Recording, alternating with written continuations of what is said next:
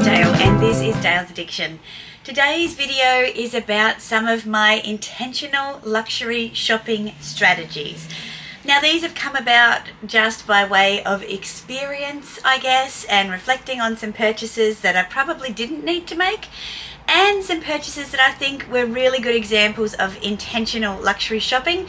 So, as I mentioned in my last video about the cost per wear per bag, yes, I know that you could switch that around a multitude of ways, but really the point I was trying to make is these things that we buy are expensive. It's very difficult to justify them in any realm of the imagination. They just aren't justifiable because they're luxury. But what I am wanting to do and practice, I guess, is to be more intentional with the luxury purchases that I make, considering that I've got quite the collection. Now, first and foremost, for those who are interested in what I'm wearing, this is a new set that a friend of mine, Nadia, shared with me from Spell.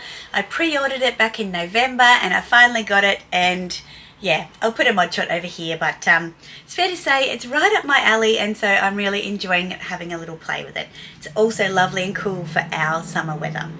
So, what are some of my intentional shopping strategies when it comes to luxury? So a lot of these insights came about when I decided that I wanted to find a crinkly silver, larger sized peekaboo from Fendi, following the last season's release from Fendi over Christmas, the holiday collection.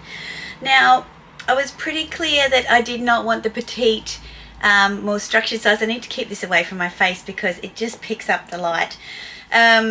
Because it was too stiff, it wasn't really for me, and the petite is not my favourite size, even though I have a few petite peekaboo ICUs. But I loved the texture on this bag and I wanted it in a larger size. I'm enjoying my small, up the top there, violet peekaboo, and it's the smallest, it's the smallest size that you can buy that will smile, and so I'm training mine to smile.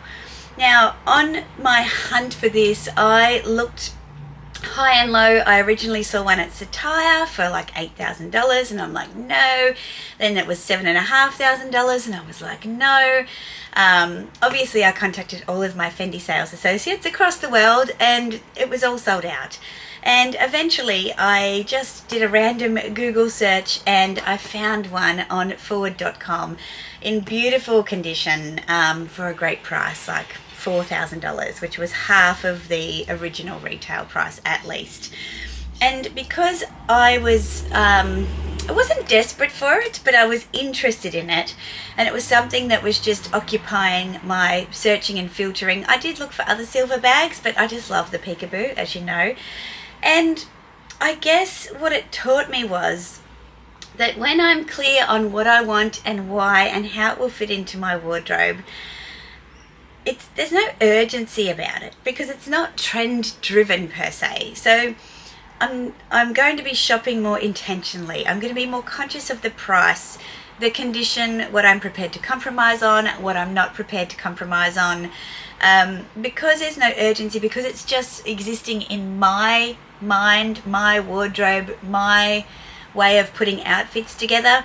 I'm not competing with anybody. There's no race to get this bag first. And so therefore I can make more considered decisions and not let the hype and crazy manicness of having to win the luxury race that some people think exists. I didn't have to kind of participate in that. And I did that a few times in 2022 I want to say, and I felt stupid about it. And I think this was the first time in recent memory where I actually, a seasonal piece didn't, even though this was inspired by a seasonal collection, a seasonal piece didn't pop up and grab my heart and I went, yep, I'm going to grab that. It was inspired by a seasonal collection, but it was over 1.5 years old. And once again, I was able to go and find it. Somebody else, didn't work for them. I picked it up half price. I wasn't in a rush. I got exactly what I wanted. And it was a really considered purchase. And so from there, it made me think about some other things that I'm really intentional about when I shop. but also some purchases, I guess, that I wasn't so intentional about and what I learned about those. So it's kind of ironic that I'm wearing this outfit today because I could totally wear these sandals today, but these Chanel sandals I picked up on Facebook Marketplace that had been lightly worn once for a photo shoot. They are pretty cute and I got them for quite the steal. I think they were like $400. Not a steal relatively, but in luxury terms. And I bought them to take on holiday with me. Now, you don't take shoes you've just bought on holiday with you, first and foremost. Secondly, I had about 10 pairs of shoes that I bought for holiday. And the ones that I took for my like summer sandals were $50 pairs of shoes from Famous Footwear. And I have a link for them in the description box below. But because they are tried and tested, I wear them on every international summer holiday because I know I can walk for very long days in these shoes, that they look good with all of my outfits. And at the end of my trip, if I've done enough damage, I can just pop them in the bin and I don't even have to bring them back with me. Why I bought shoes for holiday in particular is something that I think, yes, I needed shoes for the holiday, but I didn't need 10 pairs of shoes. If I'd have thought about my capsule wardrobe first, I could have shopped for the wardrobe instead of just buying lots and lots of options and snapping up things that were bargains at the time that probably, well, let's be honest, I didn't need. Now, this next one happened while I was on holidays and it was not intentional, it was opportune, it was not required, and it's this Chanel card case that I bought because I was at 31 Rue Cambon with Meredith. It's the only reason I bought it. Yes, it's lovely, it's got an interior that is, let me pull out some cards so you can see. There's like a pink lining in the interior. Yes, it's lovely. Would I have gone into a Chanel boutique here in Brisbane and bought this card holder? No, I would not have. Did I want something from Rue Cambon? Yes. Did I look and try really hard to find something to buy at Rue Cambon? Yes, I did. Why? Because in hindsight, I was stupid. I found a couple of pairs of earrings that I really loved, and that's enough. I didn't need to buy this, but I did. And at the time, I even felt like it was a bit of overkill, but I was like, oh, well, I'm here, YOLO, you only live once. And realistically, would I have still had a wonderful trip? Would I still have many mementos to remember this trip? Yes, I would have done. So I feel like that wasn't very intentional. Another thing, eyeshadow palettes. Buying a lot of eyeshadow palettes. I'm not a makeup aficionado. I do get wrapped up in things, but you know what? I have a go-to daily makeup look that I love, that I always feel good in, that I feel fresh and you know, like polished, but in my own particular way, and that's okay. I don't need to change my look every single day. When I go out, yes, I do a bit more eye, I do a bit more, like I exaggerate my blush, highlighter and bronzer, but ultimately I prefer an undone look, and so having a bunch of makeup eye palettes in particular, it's just not something that I really need to purchase. And so in my more intentional shopping, I'm dropping eyeshadow palettes. The other thing I'm doing is I'm stopping buying for particular occasions unless I can find opportunities for that occasion wear to fit into other parts of my life.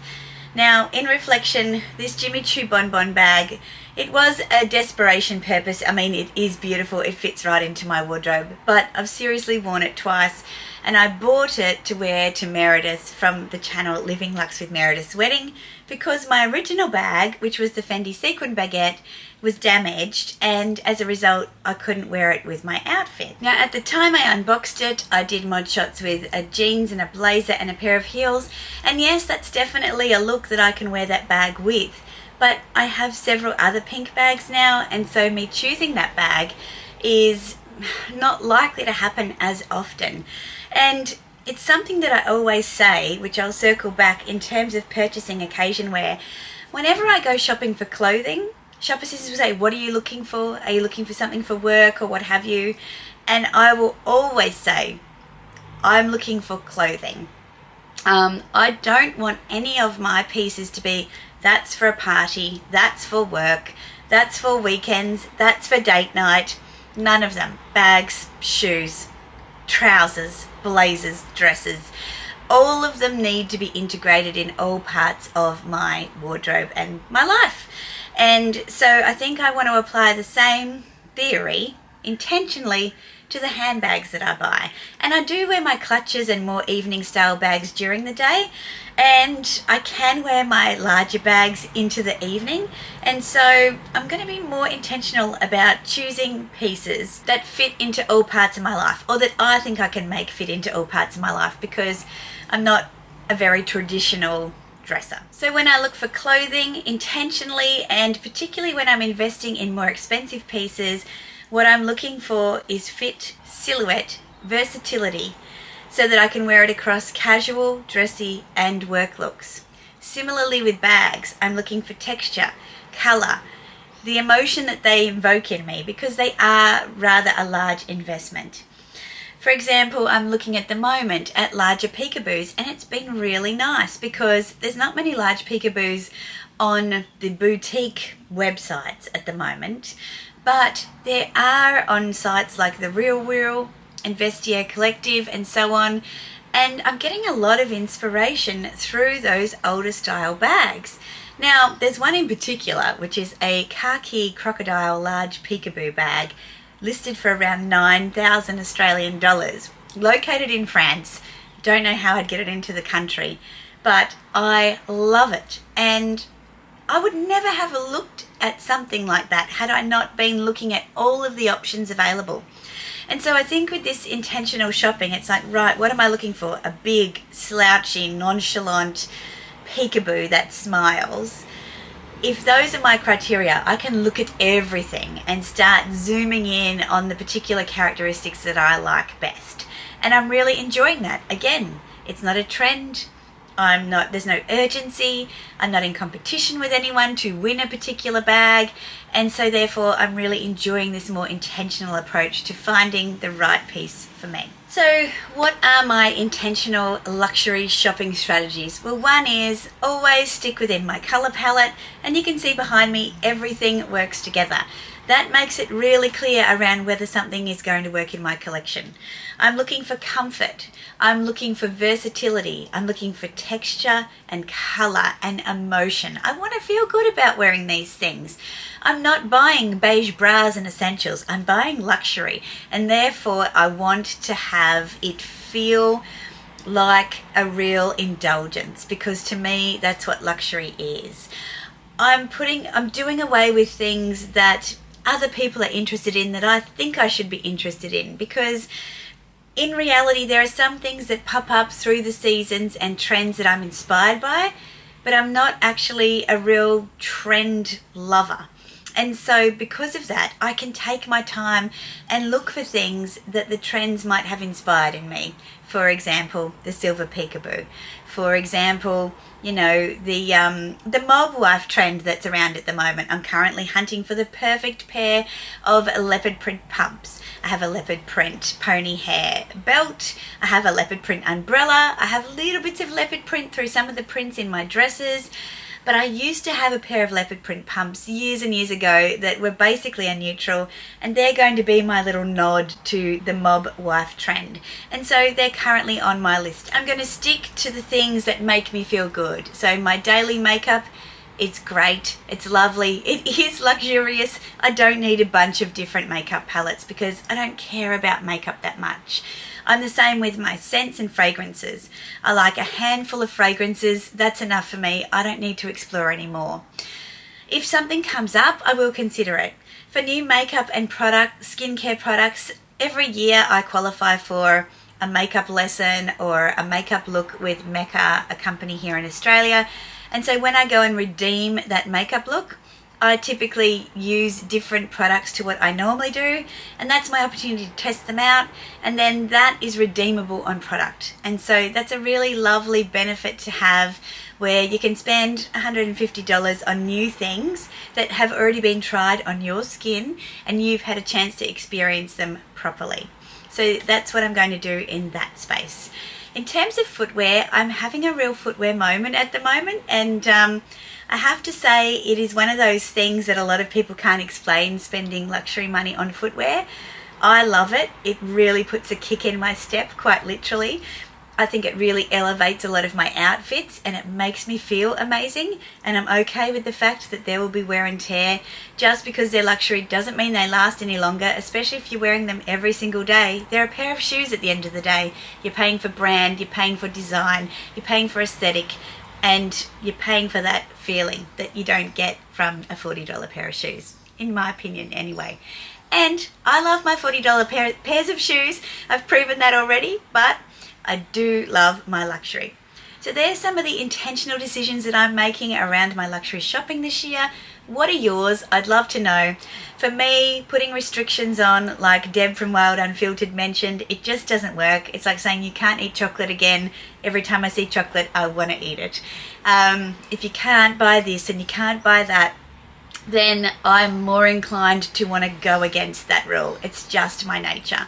So I think if I focus more on my intentions and the things that I'm trying to achieve through the investments I make in my wardrobe, then it's more of a moving towards something rather than moving away from something else. And by nature of moving towards something, you are moving away from something else, but it feels like you're in control more. You're not being infringed upon.